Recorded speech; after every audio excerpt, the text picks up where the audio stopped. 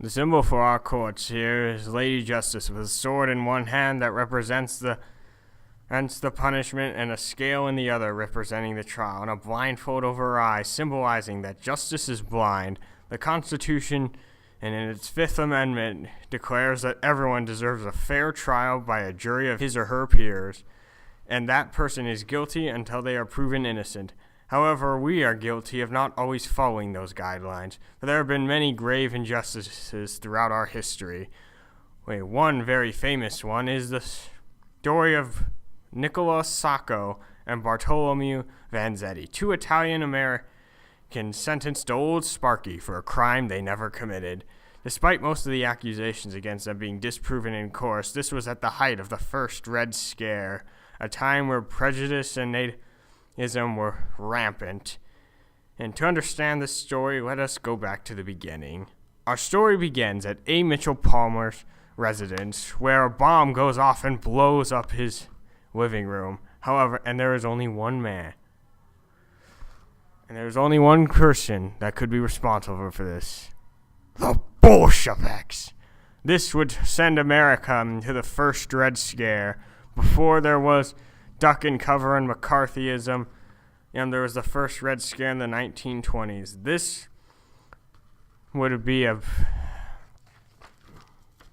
would play a major role in the trial of Sacco and Vanzetti, as both were part of an Italian anarchist movement that advocated for overthrowing the government and getting rid of capitalism, and it was headed by Luigi Galleani, who is suspected to be behind the 1920 bombing of Wall Street.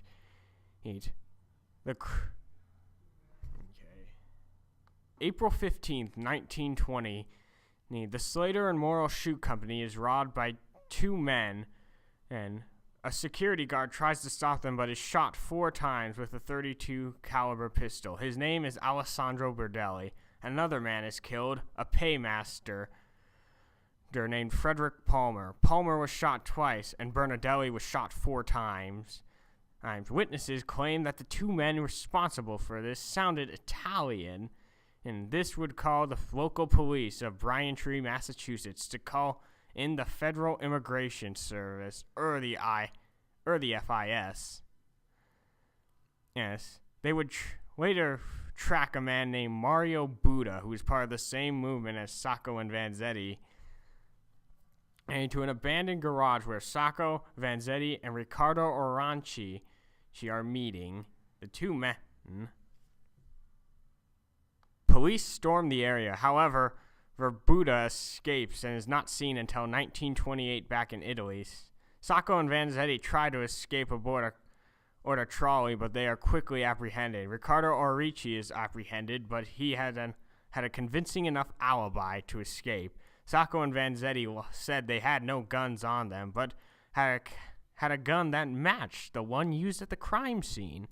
And this would be enough to place Sacco and Vanzetti under arrest and charge them with 2 counts of first-degree murder, and as well as the robbery of the Slater and Morrill Shoe Company. Sacco and Vanzetti stood trial at the Norfolk Courthouse in Dedham, Massachusetts. They were represented by Fred H. Moore and William J. Callahan, while Frederick Katzman prosecuted, and while Judge Webster Thane proceeded over the case. However, Thane was an outspoken nativist. He despised Bolshevism and all foreigners, to be precise. And this would also play a major part in the case against Sacco and Vanzetti. Most of the examination worked around evidence and the guns, and as Vanzetti claimed to be at a fish market during the time of the robbery, while Sacco was in Boston. Then an alibi that was backed up by several different witnesses. Despite most of the evidence being disproven against them in court, the jury still nonetheless found Sacco and Vanzetti guilty on all charges, and both men were sentenced to death in the electric chair. The greatest case against them was not in the form of the evidence, but in the form of their beliefs, as both were part of an anarcho-communism movement. And advocated that capitalism sucked. Also, the men were draft dodgers as they fled to Mexico when the draft for World War I began. Also, to the fact that both men were considered atheists, a thing that was not accepted at this time. In the years that followed, many protested the verdict as a product of xenophobia rather than a fair trial. There were protests held across the United States as well as London, Italy, and Buenos Aires. Many people viewed the verdict as unjust and demanded a new trial. There were countless appeals by Sacco and Vanzetti, and even one to the Supreme Court. However, all were hopeless, but it seemed like there might be something that could help overturn this verdict. That was a confession from Celestino Madriez, a man who admitted to the Slater Moral Shoe Factory robbery and murdering Bernardelli and Palmer. With this, Sacco and Vanzetti's defense team and future Supreme Court Justice Felix Frankfurter decided that they had a case to make and presented it to the Supreme Court for a second appeal to them. However, in a shocking turn of events, the court denied the appeal and upheld Judge Thane's verdict. Judge Thane continued to defend the verdict despite the harsh criticism that came. June 1st, 1927, as Sacco and Vanzetti's execution drew nearer, Governor of Massachusetts Alvin T. Fuller assigned a private task force to investigate this as protests outside his office grew.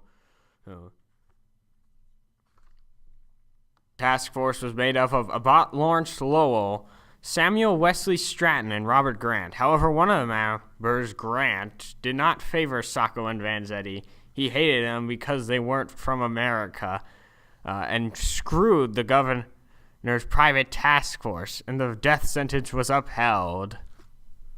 August 15th, 1927, Sacco and Vanzetti were executed for the crime they never committed. They were killed in the electric chair at Charlestown State Prison. Sacco's last words were, "Farewell, mother." Before Vanzetti's execution, he shook hands with the guards and thanked them for their kindness in prison. Then his last words were, "I wish to forgive the people who are doing this to me." Upon news of Sacco and Vanzetti's death, riots broke out across the United States and the world. Severino Di Giovanni, a vocal supporter of Sacco and Vanzetti, an Italian anarchist, bombed the U.S. Embassy in Buenos Aires upon the hearing of the death sentence. Sacco and Vanzetti's funeral was held at Langone Funeral Home in Boston's North End, and hundreds to thousands gathered to mourn their loss. Their ashes were sent back to Italy, though. This story, it's pretty obvious to see who the real criminals are. It is the men who sentenced two innocent men to death, not based on any form of evidence, but their own prejudice. Justice was blind in this case. It was blinded by ignorance, bias, xenophobia, and prejudice. It's not how it should be blinded. And this is a part of history that we should always remember. Criminals in this story weren't on the stands, but they were rather in the judge's seat and in the jury.